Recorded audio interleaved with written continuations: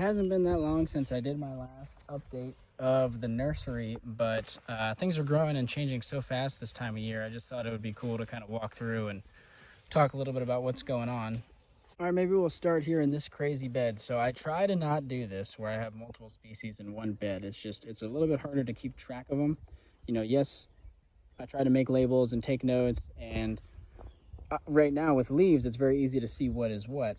Once they become dormant in the fall, it's a little bit harder to tell what's what. You can, by the twigs and by the buds, you can definitely distinguish the different trees. And like I said, notes and labels help. But it's easier, obviously, to not mix trees up if you just have them separated by species in each different bed. Doesn't always work out that way, because maybe I find a tree I really want to propagate, but I only get a small amount of seed and it's not enough for a whole bed. So sometimes I do have to do stuff like this, where what we have here is willow oak, persimmon, swamp white oak, red oak, hickory, different type of red oak.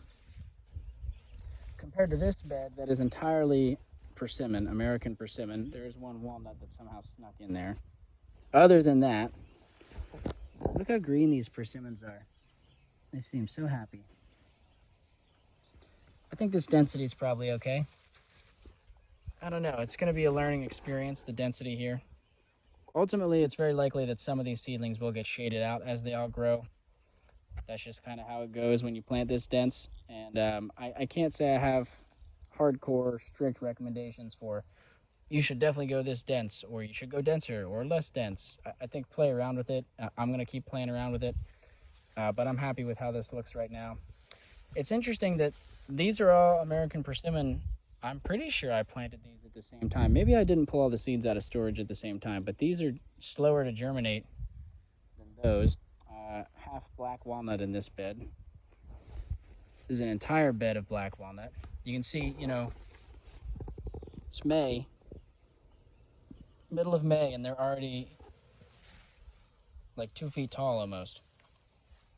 So that's pretty cool. Over here we have more black walnut. These are growing in milk crates instead of air printing boxes. We're going to see how this works. What you see here, a lot of this, some frost damage that happened earlier in the season. You know, I tried sprouting sycamore seeds in here. I'm not even sure if that's what these are coming up. But if that is, germination has been really not great with these. I am having better luck with red maple in these two crates here. These are little baby red maples coming up. There's nothing planted in that one. And we have the pot army. I really don't like pots, but I had so many leftover trees that I wasn't able to plant in the ground or give away this season that this is what happens is I overflow plants, go into pots for the most part. And local folks here in North Carolina, or if you're traveling through the area and you want to grab some potted trees from me, got a small selection here. These are mostly red maple, black walnut. There's some swamp chestnut oak, and there is the occasional, like I have some willow oaks tucked in here and some other stuff. The in-ground beds are popping off. We got a whole section of black walnut started from seed, looking really good.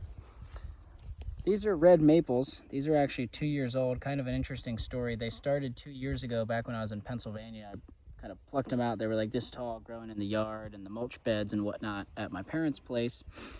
And I gathered them all up and put them all in a little tray, very shallow tray with some soil. Tucked it in the back of my yard and kind of forgot about it, watered it a few times.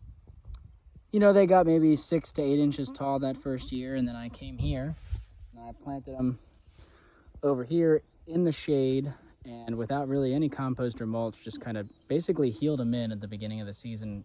I mean, not healed in one clump, they were spread out, but didn't really do any good soil preparation or care. They got about this big. Some of them did get a little bit taller. You know, about 12 of them got pretty, you know, about this tall. Those I planted out permanently in the landscape on my fence line over here. But so there's red maples.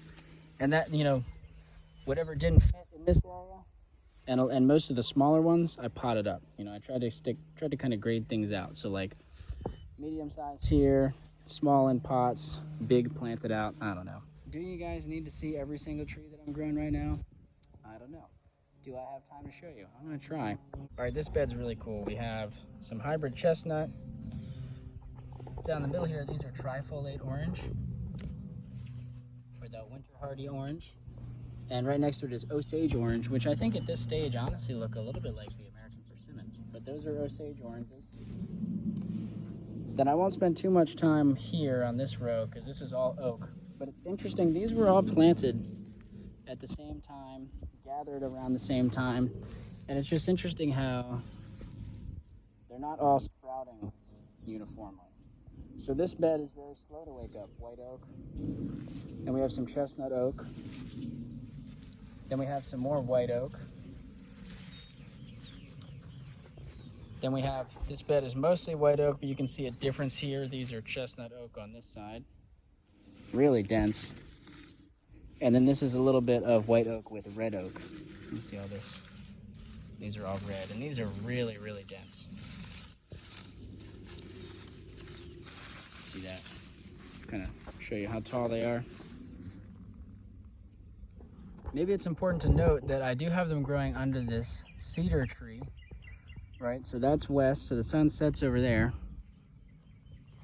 but the sun rises over here. So all these trees get full blast sun for the first half of the day, and then in the afternoon they do get some shade, which I think is a nice environment for growing trees. Again here, these were chestnut oak, all planted at the same time as the others, but these have been really slow to wake up. So interesting to see that happening. This box here is pretty cool. There's a lot of different stuff going on. These are some more chestnuts in here. I have a couple of these red leaf peach. Let's see if I can get down and show you. So these are peach. They have red leaves in the early and late season. You can see some monkey puzzle trees hanging out down underneath there. Some white oak. These white oak came from home, so they're kind of special to me, having come from Pennsylvania.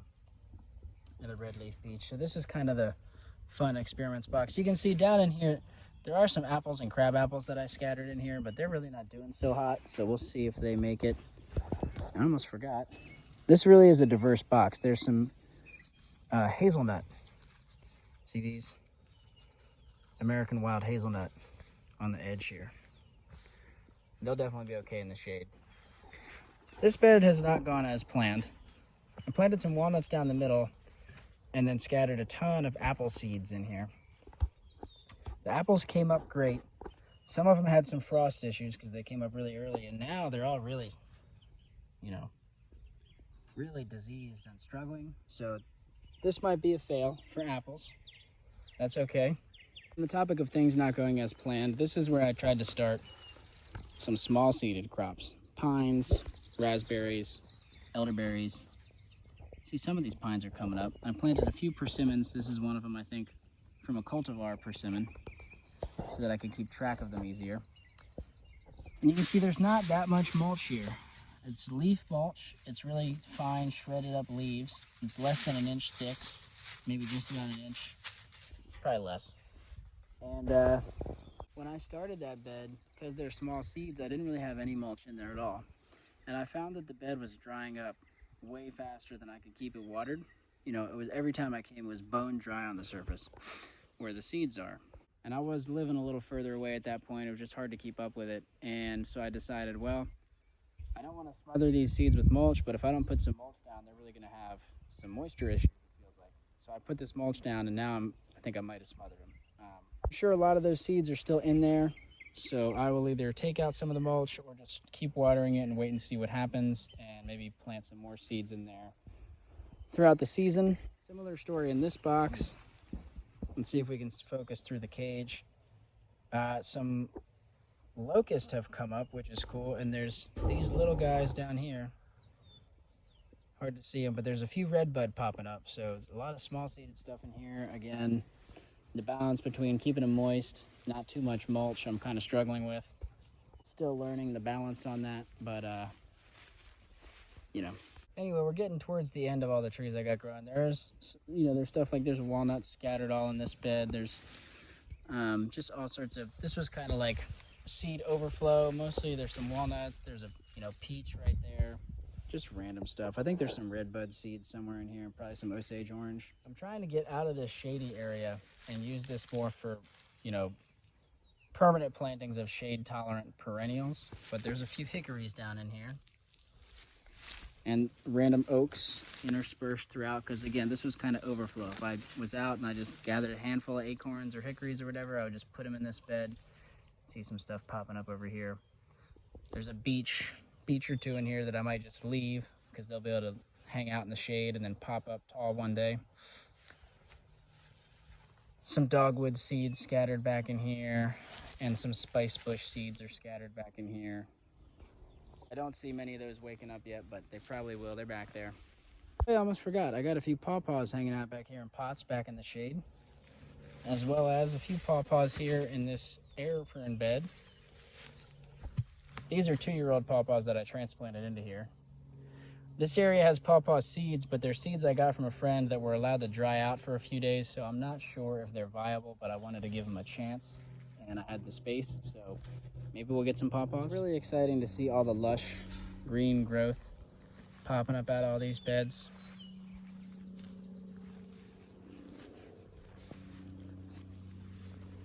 Really just love watching these trees grow. It's very exciting.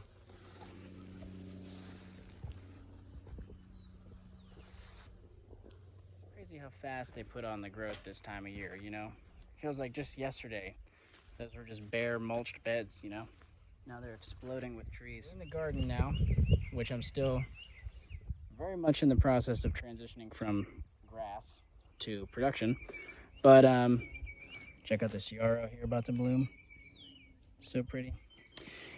This is where I have kind of the last of the trees, so some stuff in here is long-term, like this hazelnut here is in its forever home, but we have all these oaks coming down the line. You can see some real bad frost damage is what happened there. But more oak. Little clump of black walnut. This is all kind of random how this worked out, but more oak. These seem to wake up much later. Again, we see that, you know, some seeds are waking up earlier than others. And part of that, like I said, a lot of these oaks were planted all at the same time. And from, not all from the same tree, but all from trees in this region. And I didn't separate by mother tree, if that makes sense. You know, it's all kind of jumbled up. And that said, I guess it does kind of make sense that they would germinate at different times. That's a strategy, right? You know, some of them are going to germinate early, some medium, some late. That's a strategy so that no matter what the weather is like in any given year, some of them will survive and thrive. You know, early frost, late frost, all that sort of stuff. Early thaw, you know. So we do have some elderberry cuttings randomly around in here a few places. Some more walnuts down there. You know, the oaks kind of continue down to the end of the row. And I have a little clump here of more Osage orange. And you can see another permanent hazelnut planted. And, you know, I could keep rambling and walking around because there's a tree here, a tree there, all throughout this whole garden. There's trees and just, you know, not a ton, but there's random ones around. And in places all kind of throughout, there's just trees. Not all, some of them wildlife planted, not just me, but I'll, you know, some ones that I'll try to remember where they're at, dig them up. You know, there's a few more walnuts randomly in this bed. I have some locusts down in here and some more Osage orange, and you know, I think I'll cut it off there on the nursery update, and I'll try to do a bit of a more garden focused update here soon because the garden is definitely coming along.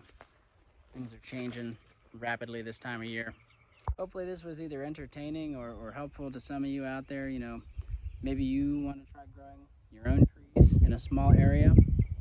I think that using the air prune beds or in-ground beds or any of those options are really great and easy. I prefer the air prune beds, but as you can see, I'm doing all the methods. You know, pots, in-ground beds, air prune, milk crates. It's all cool. You know, you can check out more of my content, or there's tons of other people out there on the internet who are growing trees in a very similar way. You know, I didn't come up with any of this, so if you're interested in doing it, get out there and learn and get inspired and then go do it.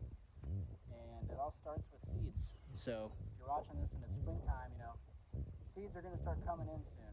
So mulberries, plums, cherries, you know, all those things start to come in early summer. And then there's more fruit throughout the middle of summer, and then really end of summer and fall is when all the nuts and more of the fruits like persimmons and things start to come in. So get ready to start gathering seed. You know, if you want to do this, start looking for trees. Anytime you're out walking or driving, just be observant. You know, what trees are around you. Do you see any early fruits forming, if you see flowers forming, check back regularly. And you know, if that is what you're up to, just make sure as you get the seeds that you're ready to store them properly, process them, and get them planted somewhere. And I definitely plan to make more content around how I gather, process, store, and plant seeds as I do it throughout the season this season. So check back in if you're interested. And yeah, other than that, you know, I'll definitely be offering trees for sale online through my website this fall. I only ship trees out, you know, during the dormant season, unless you are local to me and you want to come grab a potted tree from the small inventory that I have. So definitely I appreciate it if you're interested in buying trees and you want to check back anytime this fall or winter. Website is in my description. I'll put it in the description of this video, but what I meant is it's in my, you know, home channel on my YouTube. It's in the information tab there somewhere.